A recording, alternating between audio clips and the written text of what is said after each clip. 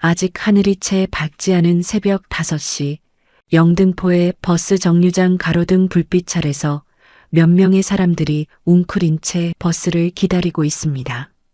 두꺼운 점퍼를 껴입고 허리를 살짝 구부린 채 손을 맞잡아 비비고 있는 그 사람들. 카메라가 가까이 다가가자 그 얼굴이 보입니다. 한 분도 젊은 사람이 없습니다. 예수는 훌쩍 넘어 보이는 얼굴들, 주름진 손, 두꺼운 운동화, 그리고 하나같이 어딘가 불편해 보이는 걸음걸이. 그 풍경 앞에 서면 가슴 한켠이 묵직하게 내려앉습니다. 같은 시각 서울 마포구의 한 원룸. 27살 청년이 콜록거리며 스마트폰을 들여다보고 있습니다. 열이 38도를 넘었다고 그는 회사에 문자를 보냅니다. 몸이 안 좋아서 오늘 병가 쓰겠습니다. 그리고 다시 이불을 끌어당기며 눕습니다. 그것으로 끝입니다. 아무도 그를 나무라지 않습니다. 당연한 일이니까요. 그런데 여러분, 이 두 장면이 같은 나라에서 같은 날 새벽에 벌어지고 있다는 사실, 혹시 이 장면이 낯설지 않으신가요? 혹시 새벽 정류장에 서 있는 그분들 중 한 명이 바로 당신, 혹은 당신의 부모님은 아니신지요? 안녕하세요, 여러분. 오늘 이 자리에서 우리는 아무도 정면으로 꺼내지 않았던 이야기를 함께 해보려 합니다. 자식은 조금만 아파도 병원에 가고 회사에 쉰다고 연락하고 따뜻한 이불 속에서 회복할 수 있는 세상. 그런데 그 자식들의 부모, 우리 시대의 60대, 70대 어르신들은 어떨까요?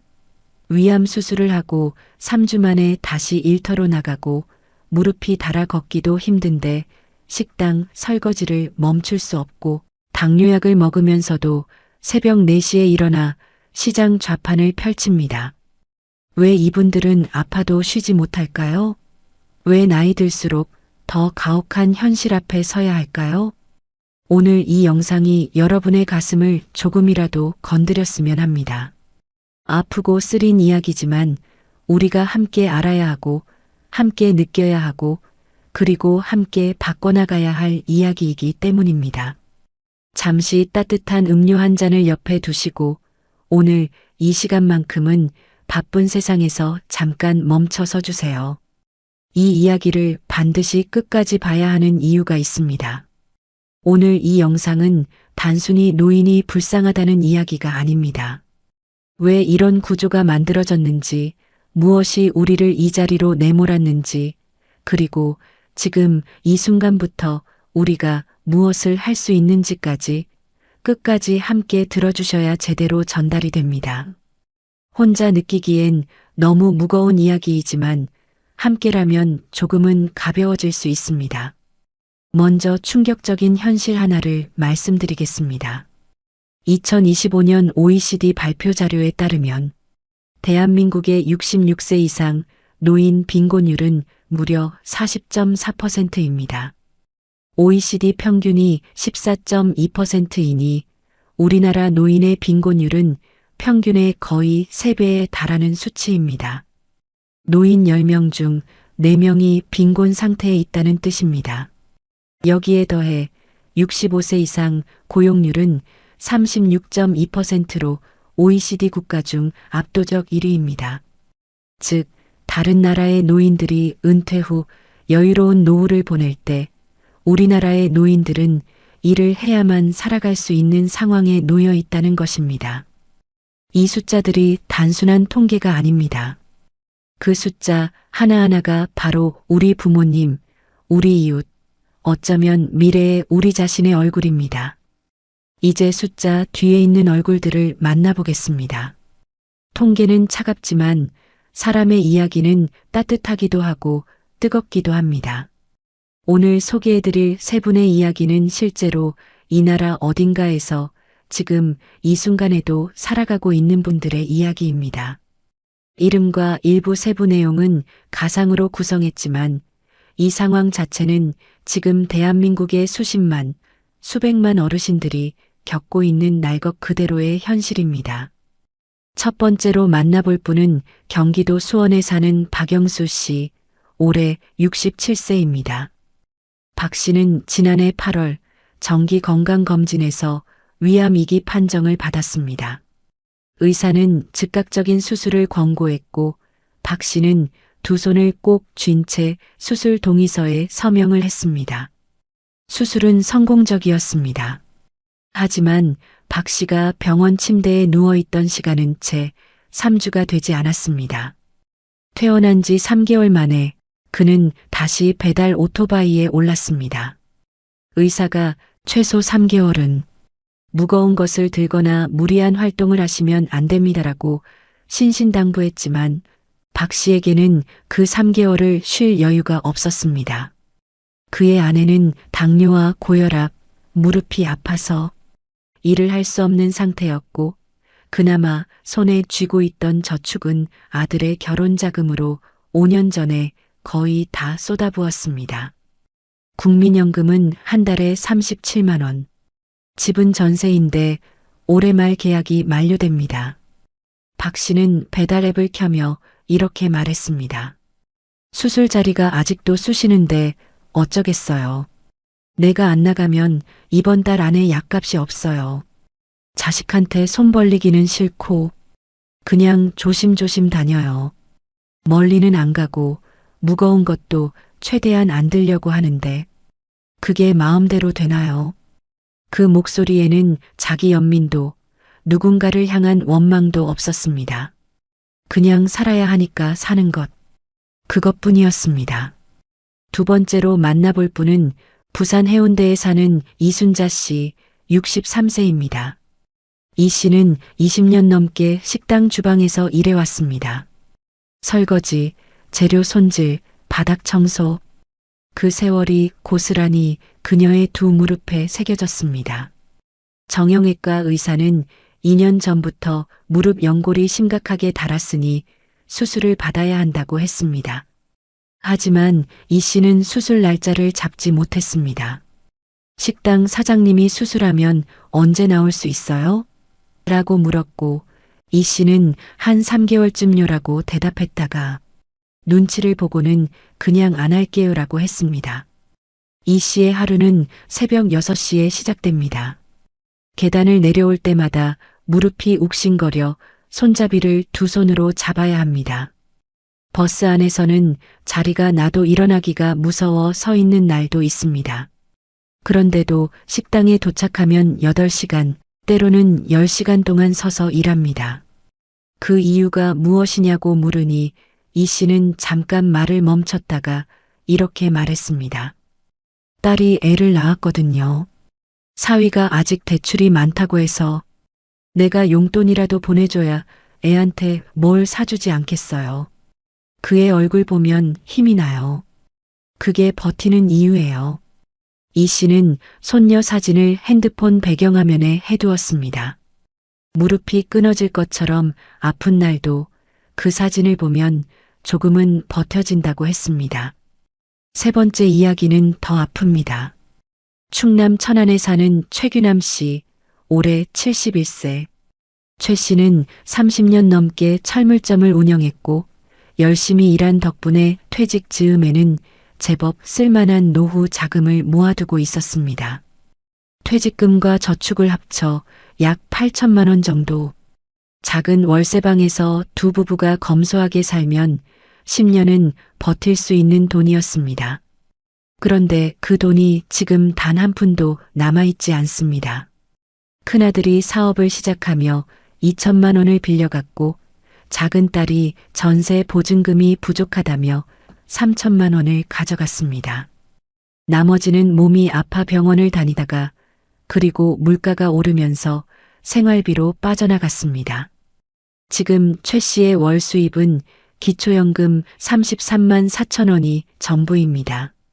아들에게 빌려준 돈은 나중에 갚겠다는 약속 이후 5년이 지났지만 돌아오지 않았고 최 씨는 차마 다시 달라는 말을 못하고 있습니다. 최 씨는 지금 천안 시내 한 아파트 단지에서 주차 관리 일을 합니다. 새벽 6시부터 오후 2시까지 일당은 5만 원입니다. 한 달에 20일이라면 100만 원. 거기에 기초연금을 더하면 130만 원 남짓. 그것으로 월세 35만 원을 내고 두 사람 생활비와 약값을 충당합니다. 최 씨는 요즘 고혈압 약과 전립선 약을 함께 먹고 있습니다. 몸이 안 좋아서 쉬어야 한다는 생각을 해본 적이 없냐고 물으니 그는 조용히 웃으면서 말했습니다. 쉬면 뭘 먹어요? 쉬는 게 사치지. 아직 두 손이 멀쩡한데 일해야지. 그게 내 팔자인 갑다 싶어요. 이 세 분의 이야기. 혹시 읽으면서 맞아, 나도 그래 하셨나요? 혹시 주변에 이런 분이 계신가요? 아니면 이게 바로 지금 여러분 자신의 이야기인가요? 이 세 사람은 나약해서 이 상황에 있는 것이 아닙니다. 무능해서가 아닙니다. 평생을 이 나라를 위해 일하고 자식들을 위해 모든 것을 쏟아부었는데 이제 늙어서 아파도 쉬지 못하는 상황에 놓인 것입니다. 이것은 개인의 문제가 아닙니다. 이것은 사회의 문제입니다. 통계가 이를 뒷받침합니다.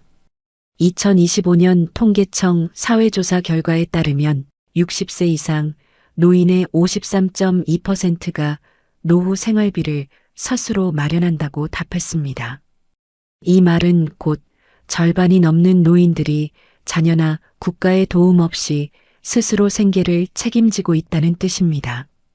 또한 한국보건사회연구원의 2024년 조사에 따르면 65세 이상 노인의 37.6%가 건강 문제가 있음에도 경제적 이유로 치료를 미루거나 포기한 경험이 있다고 응답했습니다. 10명 중 거의 4명의 노인이 아파도 병원에 제대로 가지 못하고 있다는 뜻입니다. 그리고 국민연금공단의 2024년 자료에 따르면 노인 단독 가구의 평균 월 소득은 약 97만 원으로 최저생계 기준선인 119만 원에도 미치지 못하는 수준이었습니다. 이 숫자들이 말해주는 것은 하나입니다. 우리나라 노인들은 아프든 안 아프든 일하지 않으면 생존 자체가 어렵다는 것입니다. 여기서 여러분에게 한 가지 질문을 드리고 싶습니다. 지금 이 순간 여러분 곁에 있는 부모님 혹은 어르신 중에 아프신데 참고 계신 분은 없으신가요? 아이고 허리야 하시면서도 매일 새벽 나가시는 분 없으신가요? 그분들이 왜 아파도 쉬지 못하는지, 왜 그 선택밖에 할 수 없는지, 이제부터 그 이유를 차근차근 들어보시겠습니다. 이 이야기의 핵심으로 들어가겠습니다. 왜 대한민국의 노부모들은 아파도 쉬지 못하는 걸까요? 단순히 돈이 없어서라고 말하기엔 이 문제의 뿌리가 훨씬 깊고 복잡합니다. 우리는 오늘 이 문제의 구조적 원인을 5가지 차원에서 들여다볼 것입니다. 첫 번째 원인은 세계 최하위 수준의 공적연금 소득 대체율입니다. 쉽게 말하면 국민연금이 있어도 그게 실제 생활을 감당하기에 턱없이 부족하다는 뜻입니다. 2024년 기준 대한민국의 국민연금 소득 대체율은 가입 기간 40년을 기준으로 40%입니다. 그런데 실제 평균 가입 기간이 20년 전후에 불과하기 때문에 실질 소득 대체율은 20%에서 25% 수준으로 떨어집니다. OECD 평균 소득 대체율이 51.8%인 것에 비하면 절반에도 못 미치는 수준입니다. 더 문제는 현재 70대 이상 어르신들은 국민연금 제도가 1988년에야 처음 시행되었기 때문에 충분한 기간 동안 납입 자체를 못하신 분들이 많다는 것입니다. 제도가 없었던 세대에게 지금 그 제도의 혜택을 충분히 누리라고 할 수는 없는 노릇입니다. 이분들이 일터에 나가는 것은 의지의 문제가 아니라 구조의 문제입니다. 두 번째 원인은 평생을 자녀에게 쏟아부은 극단적 희생의 문화입니다. 대한민국의 60대, 70대 부모 세대는 역사적으로 가장 가혹한 경제적 압박 속에서도 자녀 교육에 모든 것을 투자했습니다. 1970년대 80년대 고도 성장기, 이분들은 자식만 잘 되면 된다는 신념 하나로 살았습니다. 학원비, 대학 등록금, 결혼 자금, 때로는 집까지. 자신들의 노후 자금을 자녀에게 쏟아부으며 정작 자신들의 노후 준비는 뒷전으로 밀렸습니다. 2025년 한국금융연구원 조사에 따르면 55세 이상 중고령층 가운데 자녀에게 경제적 지원을 한 경험이 있는 비율이 68.3%에 달했고 그 평균 지원 금액은 1인당 4,700만 원을 넘었습니다. 자식에게 평생을 다 줬으니 정작 부모 자신은 아무것도 남지 않은 것입니다. 이것은 이기심도 계산착오도 아닙니다. 그저 그 시절의 사랑이 그 시절의 방식이었을 뿐입니다. 세 번째 원인은 사회적 안전망의 심각한 공백입니다. 많은 어르신들이 국민연금 수령액이 너무 적거나 아예 국민연금에 가입하지 못했습니다. 기초연금은 월 최대 34만 9천 원 수준으로 두 사람이 함께 산다고 해도 70만 원을 채 넘지 않습니다. 의료비도 문제입니다. 건강보험이 있다 해도 본인 부담금과 비급여 항목은 상당해서 만성질환 두세 가지를 갖고 있는 노인의 경우 한 달 의료비만 20만 원, 30만 원을 훌쩍 넘기는 일이 다반사입니다. 국가가 최소한의 안전망을 깔아줘야 할 자리에 그 그물이 너무 성글게 짜여 있어서 많은 어르신들이 그 사이로 빠져나가고 있는 것입니다. 네 번째 원인은 고령자 고용 구조의 왜곡입니다. 65세 이상의 고용률이 높다는 것이 단순히 어르신들이 활동적이다는 의미가 아닙니다. 그 이면에는 어르신들이 선택할 수 있는 일자리의 질이 심각하게 낮다는 현실이 있습니다. 70세 노인이 할 수 있는 일자리의 대부분은 경비, 청소, 주차관리, 시장 좌판, 배달 보조, 농업 일용직 등입니다. 이런 일들은 노인의 건강에 특히 더 무리를 주는 육체 노동이면서도 임금은 최저임금 수준에 불과합니다. 사무직이나 전문직 일자리는 55세, 60세를 기점으로 거의 차단됩니다. 경력과 경험이 있어도 나이라는 이유 하나로 문이 닫힙니다. 그러니 어르신들은 몸이 더 힘든 일을 더 적은 돈을 받으면서 더 오래 해야만 하는 역설적인 구조 속에 갇히게 됩니다.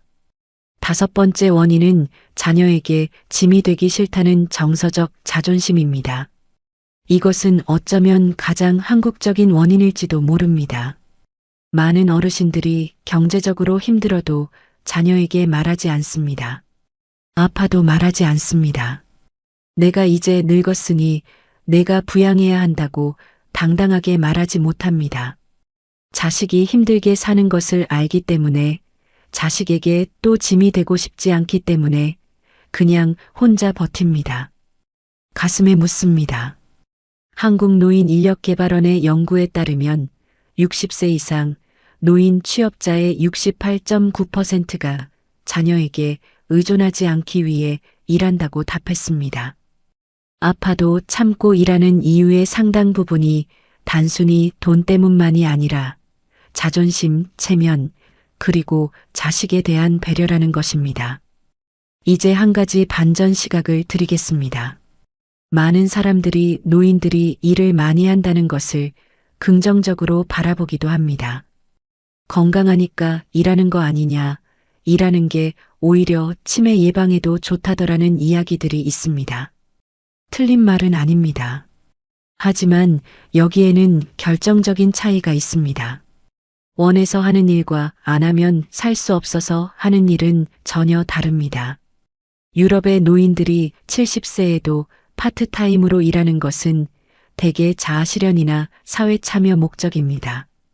충분한 연금이 있고 의료비 걱정이 없는 상태에서 선택적으로 일하는 것입니다. 하지만 우리나라의 많은 어르신들에게 일은 선택이 아닌 생존입니다.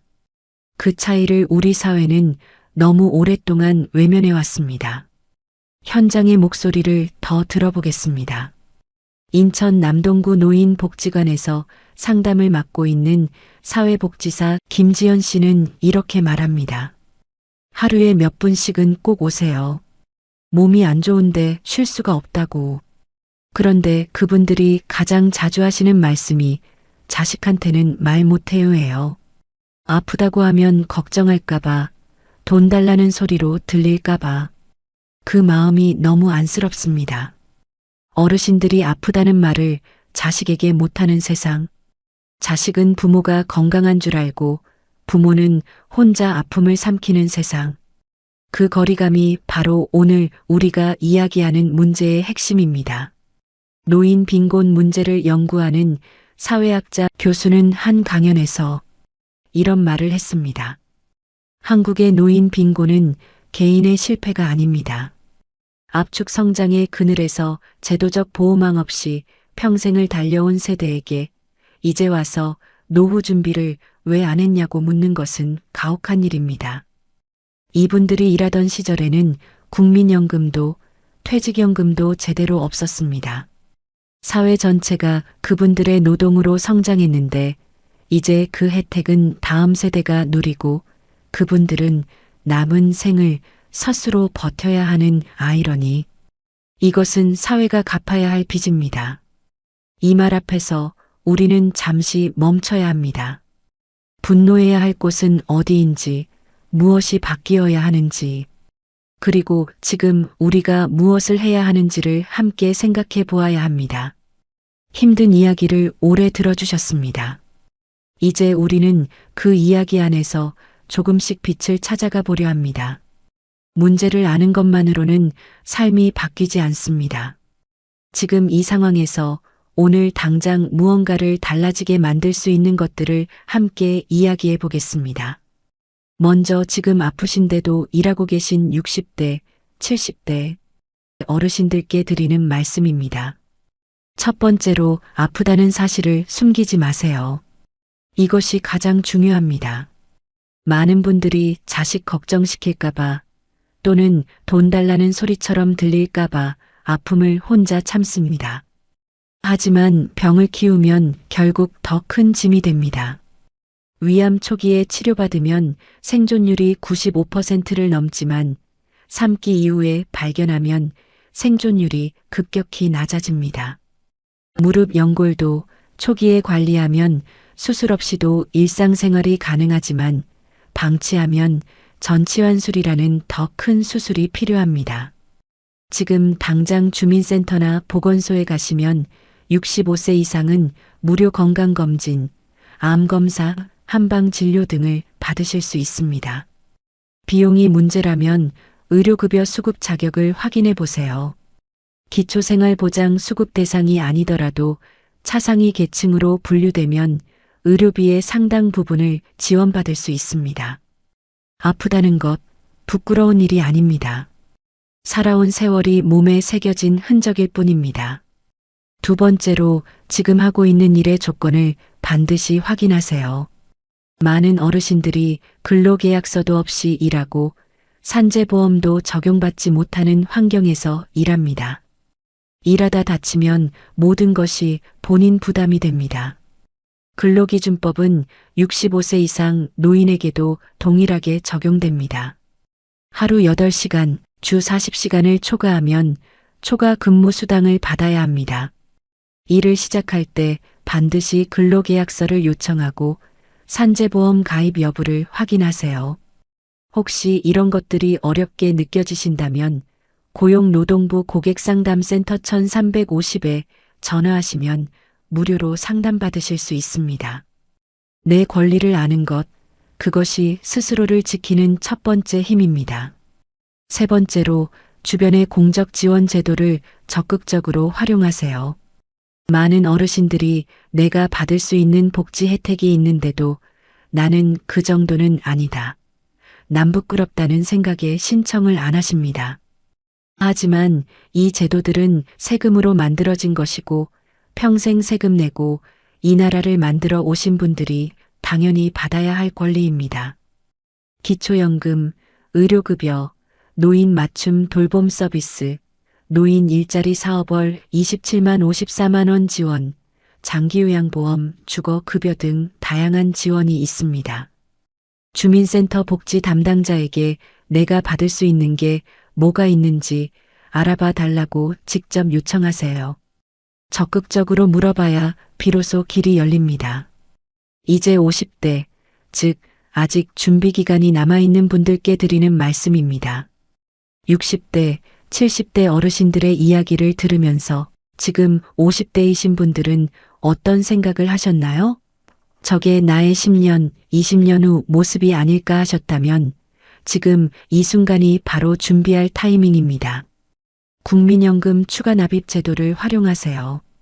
소득이 없는 기간에도 임해 계속 가입을 통해 연금을 납입할 수 있고 과거 미납 기간에 보험료를 추납하는 것도 가능합니다. 연금 수령액을 조금이라도 늘리는 것이 노후 안정의 핵심입니다. 또한 건강관리를 지금부터 체계적으로 시작하세요. 50대의 건강관리가 70대의 삶의 질을 결정합니다. 단순히 헬스장을 다니는 것을 넘어 정기적인 건강검진, 만성질환 초기 관리, 근육량 유지를 위한 운동이 필요합니다. 65세 이후 근육량이 10% 감소할 때마다 낙상 위험이 43% 증가한다는 연구 결과가 있습니다.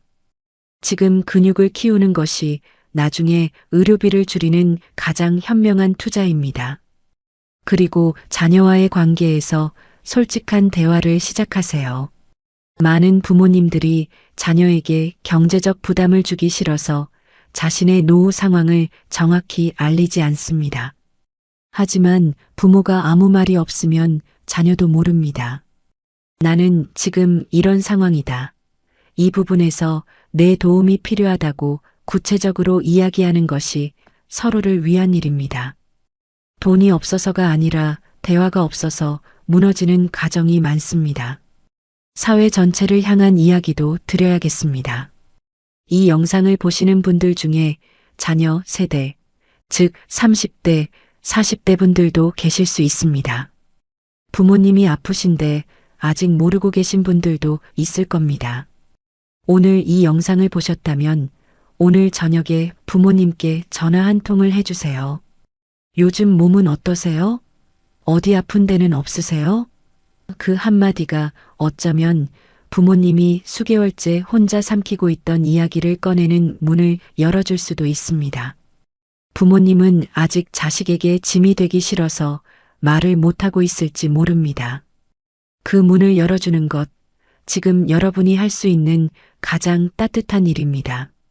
앞서 소개해드린 박영수 씨, 위암 수술 후 배달을 이어가던 67세 어르신. 이분의 이야기를 듣고 몇 분이 이분의 배달 음식을 특별히 주문해 팁을 많이 주셨다고 합니다. 박 씨는 그 돈을 받고 한참 동안 아무 말도 못했다고 합니다. 그리고 집에 돌아와서 오랜만에 아내 손을 꼭 잡고 이렇게 말했다고 합니다. 세상이 아직 따뜻하다. 그 한마디, 우리가 서로에게 해줄 수 있는 것이 그리 거창하지 않아도 됩니다. 그저 보이는 것, 알아주는 것, 손 한번 잡아주는 것, 그것으로 충분할 수 있습니다. 오늘 이 영상이 여러분의 마음에 조금이라도 울림이 있으셨다면 좋아요 버튼 한 번만 눌러주세요. 이 이야기가 더 많은 분들에게 닿을 수 있도록 주변 분들께 공유도 부탁드립니다. 그리고 댓글에 여러분의 이야기를 써주세요. 나도 아픈데 쉬지 못하고 있어요. 우리 엄마가 이런 분이에요. 오늘 부모님께 전화했어요. 그 한 줄 한 줄이 이 세상을 조금씩 더 따뜻하게 만드는 힘이 됩니다. 구독도 아직 안 하셨다면 지금 눌러주세요. 이런 이야기들을 앞으로도 함께 나눠가겠습니다. 아직 하늘은 어둡고 가로등 불빛만이 그 공간을 가만히 밝히고 있습니다. 아까 그 자리에 서 있던 어르신들은 이제 버스를 타고 떠났습니다. 각자의 일터로, 각자의 하루로. 정류장은 비었지만 그 빈자리에 무언가가 남아있는 것 같습니다. 따뜻한 숨결 같은 것. 오래된 채취 같은 것. 오늘 이 영상을 끝까지 봐주신 여러분, 진심으로 감사합니다. 여러분이 이 이야기를 들어주신 것 자체가 이미 이 세상을 조금 더 좋은 곳으로 만들어가는 일입니다. 아는 것이 먼저이고 느끼는 것이 그 다음이며 행동은 그 이후에 따라옵니다. 오늘 여러분은 첫 번째와 두 번째를 이미 하셨습니다. 오늘 이 이야기를 들으신 여러분, 혹시 지금 아프신 분, 아파도 쉬지 못하고 계신 분이 계신다면 딱 한 가지만 기억해 주세요. 당신이 지쳐 있는 것은 약해서가 아닙니다. 너무 오래, 너무 많은 것을 혼자 감당해 왔기 때문입니다. 그리고 그 무게는 당신 혼자 져야 하는 것이 아닙니다. 아직 세상에는 그 무게를 함께 나누고 싶은 사람들이 있습니다. 이 영상을 보고 있는 우리 모두가 그 사람들입니다. 삶은 끝까지 살아봐야 합니다. 오늘이 아무리 고단해도 내일은 오늘과 다른 하루가 올 수 있습니다. 아직 포기하지 마세요. 당신의 이야기는 아직 끝나지 않았습니다. 아파도 쉬지 못하는 당신, 오늘 하루도 정말 수고하셨습니다. 당신의 삶은 충분히 값집니다.